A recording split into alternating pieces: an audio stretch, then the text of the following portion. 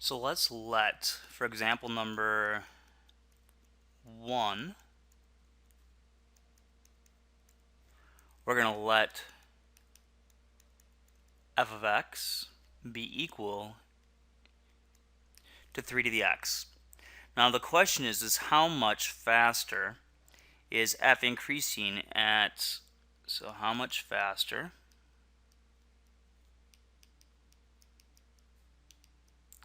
is the function f increasing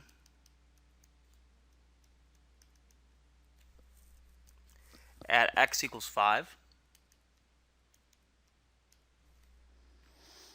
than it is at x equals 0.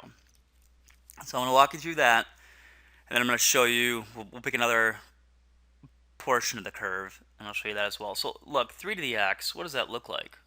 Well, if we draw it out, here's x. This axis denotes 3 to the x, or the function values. And so it looks something, let's do it in a different color here. It looks something like this. So now as you move out to x equals 5 versus x equals 0, at x equals 0, the rate of change of the function is the slope of the tangent line. But at x equals 5, well, it's the same thing, but look, it's a lot steeper. What this question is really asking is how much steeper is the graph at 5 than it is at 0? Well, what we want to know is what is the steepness at those values. So in general, f prime of x is going to be equal to 3 to the x times, so it's the function, times the derivative of the function at 0. So therefore, f prime at 0 is 3 to the 0 times f prime of 0. So this is just f prime at 0. Now I don't know what the derivative is at 0, okay? Look, it's this slope right here. And so this makes sense. Now if we do f prime at 5, that's 3 to the 5th times the derivative at 0. And 3 to the 5th is 243 times f prime at 0. So f prime at 0 is clearly positive. And at 5, the slope is 243 times that of the slope at 0.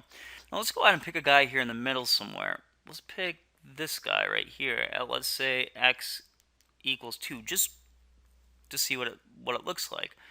Well, f prime at 2, the slope of this yellow line here at 2, that's equal to 3 squared times f prime at 0. So that's 9 times f prime at 0.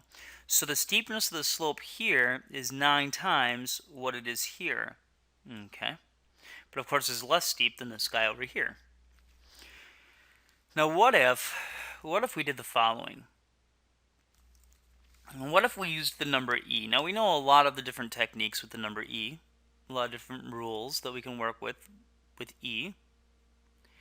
But what if we asked this? What is the derivative of x if f of x is equal to e to the x? Well, let's go ahead and take a look at this. This gives me the limits as delta x goes to 0 of e to the x plus delta x minus e to the x over delta x. This should look familiar. This is what we did before. So remember, this is f prime at x. So again, I can factor out an e to the x, and what I'm left with is the limit as delta x goes to 0 of e to the delta x minus 1 over delta x. Now what we're defining this guy right here to be, we want it to be equal to the number 1. Okay? So what we're going to do is we're going to let e be the number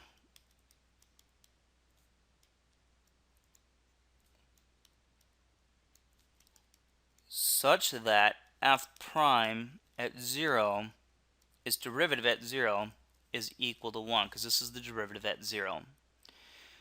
So what we mean here is if we graph it out, if we graph out the function e to the x, its derivative, its slope of its tangent line, one way to define e is the slope of this tangent line is to be equal to 1. If this is e to the x. Now, of course, different base values will give different slopes, but we're defining e so that this thing right here is true.